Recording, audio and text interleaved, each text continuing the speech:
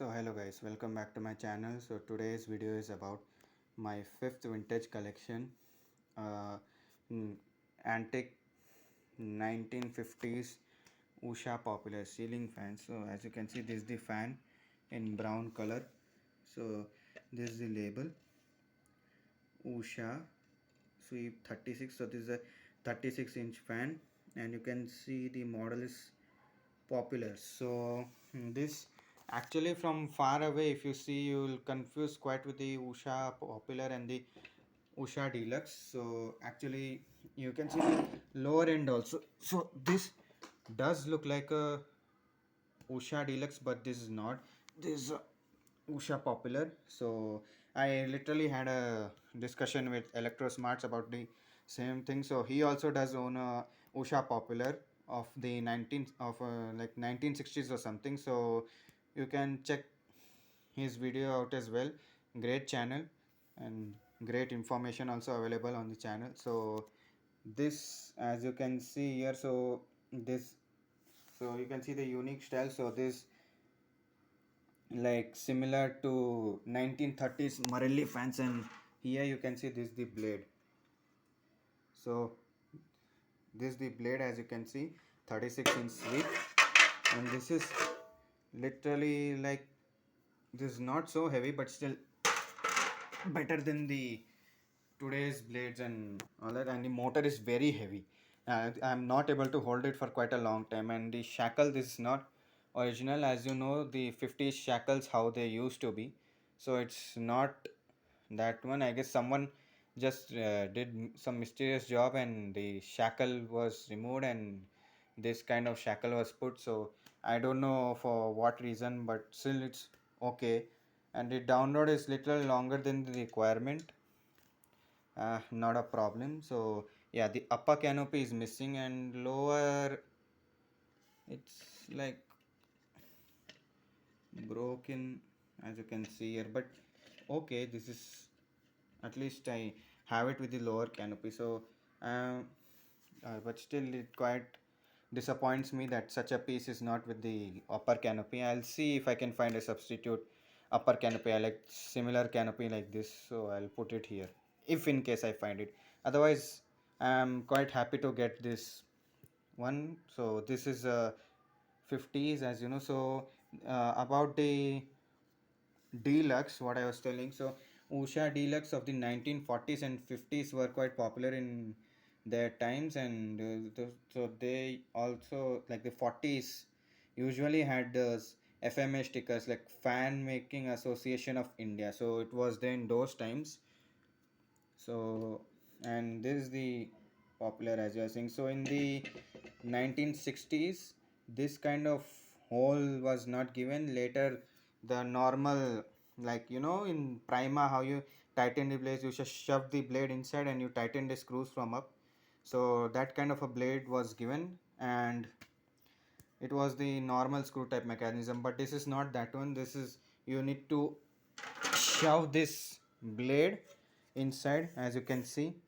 So you have to shove it like this, match the hole inside, and then tighten the screw, otherwise it will be a problem. And the blades are also literally very heavy. This like 1 to 1.5 kgs on my hand. I can really feel it. And the motor is also pretty heavy. This would be like, ouch, like some, like around 18 to 19 kgs somewhat. So the whole fan is like 20 or 20 above kgs, and obviously 60 plus. Yeah, the fan, I think it's around 19, from around 1955 or 1956, something like that only. And let me show you the how this fan is from inside, because the popular and in this there's quite a difference. This is more like the Usha deluxe. So just a second, and I guess I have to tighten this downward thing because it has loosened up a bit. Let me first show you.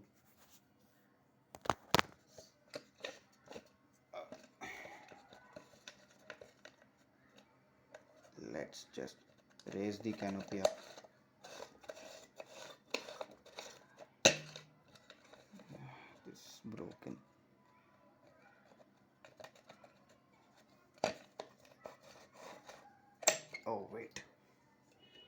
looks like I have to loosen the screw. So just a second.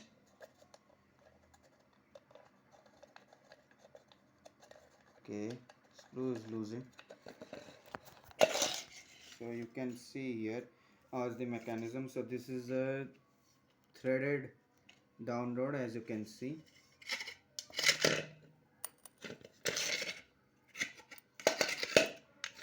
Ah, so this is a threaded down rod, as you can see, and here's the cotter pin.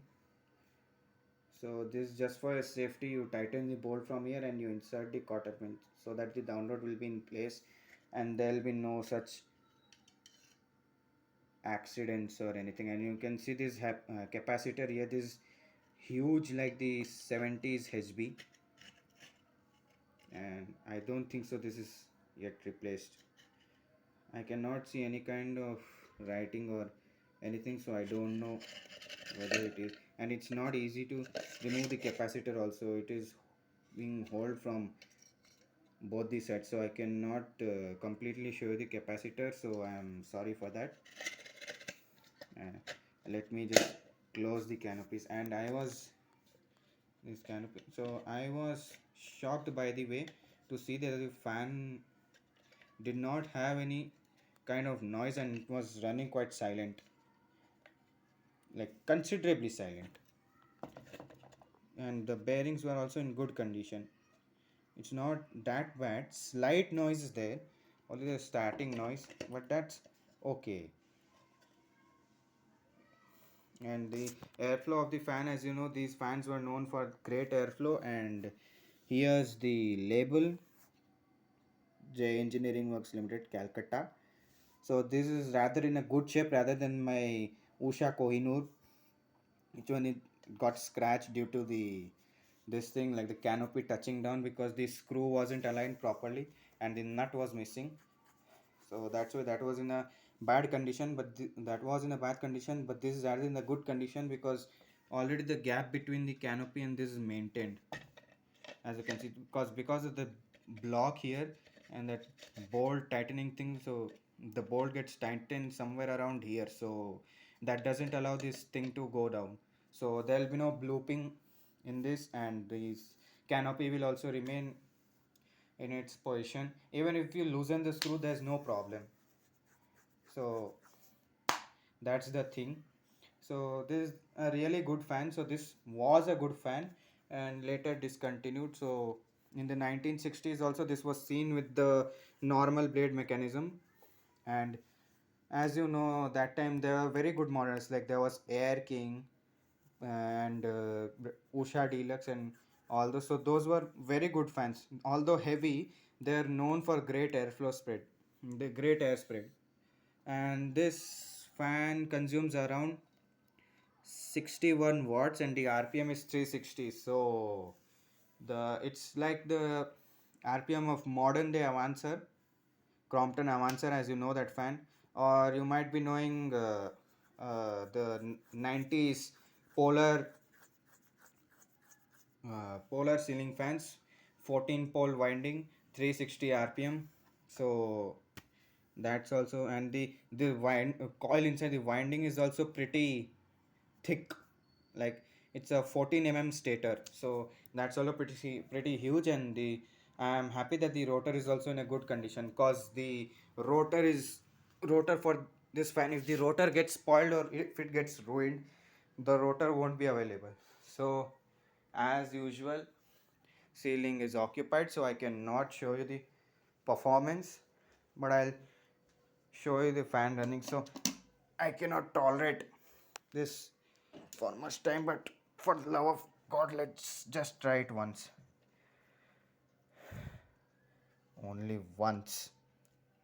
And yep, I am really sorry the Hybris clip got deleted. I have only deleted that clip because there were many probable reasons. One, that the clip wasn't shot properly, and there was problem in viewing the clip. And second, the video was too long, so people also may get bored. So I've just done it. I have this very heavy.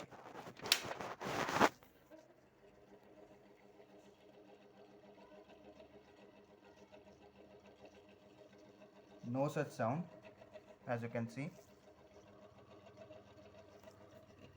Let me turn it off.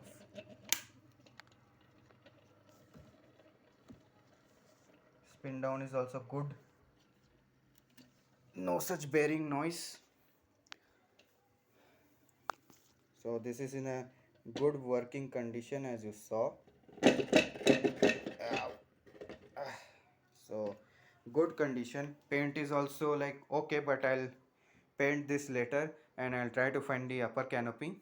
So guys, so I thought rather than uploading the hybrids video again and again, let's just upload this one first and I'll show you the hybrids later. So I'm in a plan to remove this magnet and put that hybrids and show you the performance also, and I'll do the quick review of that fan also. So with this one I am thinking, because I'm lagging storage space also, so I'm thinking about where to keep it, because I'm not in a plan to give this. I will never give any of my vintage fan, any of the fan from a vintage collection to anyone, because these are real jewels. So let me just tell you what and all. I guess you know the first is a 90s Hybris 42-inch, then later comes 90s Bajaj Super. I know I have not shown that fan. If I get a opportunity, I'll show you that fan also. That's a upper bearing and lower bush, as you know, Bajaj Super. And then I have the Usha Kohinoor, as you know, the video is there. And after that I have this white color late 80s early 90s Crompton Hybrids, which I had deleted the clip. And the fifth vintage collection is this one, the 1950s Usha Popular. So I, and this is quite the last of my vintage collection, because I cannot exquisitely keep fans. So that's why I am just stopping it here. So but I am happy enough because I have like rare fans like these with me. So this was quite a good thing, and this was quite, like, quite enjoyable, and I enjoyed a lot. So let's see, if I'm thinking I should stop it, but I'll see. So but I'll be uploading ceiling fan videos, so do not worry about it. You'll be getting updated on contents also. So let's see. So that's it for today, guys. So this is the fan, as you're seeing. So how the comment, so for, if you have any query, you can ask me in the comment section. And as I had mentioned, so don't just go on the looks, look at the label also. So this is not a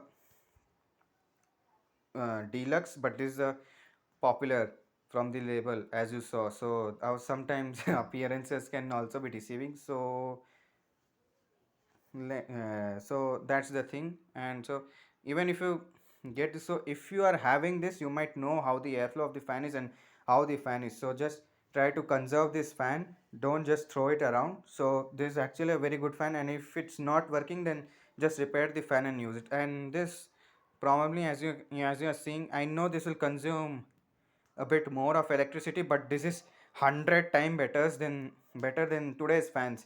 Today's local build junk will consume more wattage. This is better than the Orient Newbreeze 24-inch, which consumes 70 watts, being a 24-inch fan.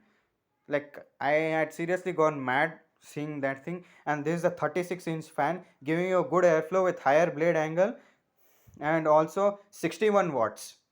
So this consumes 10 watts less, and although this is like more than the size of the 24-inch, like there's 12 inches more. So just look at the difference between old and new of today. So that's the thing. So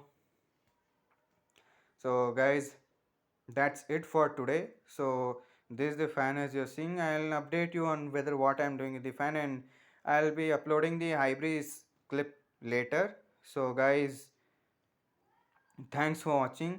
I'll meet you in the next video.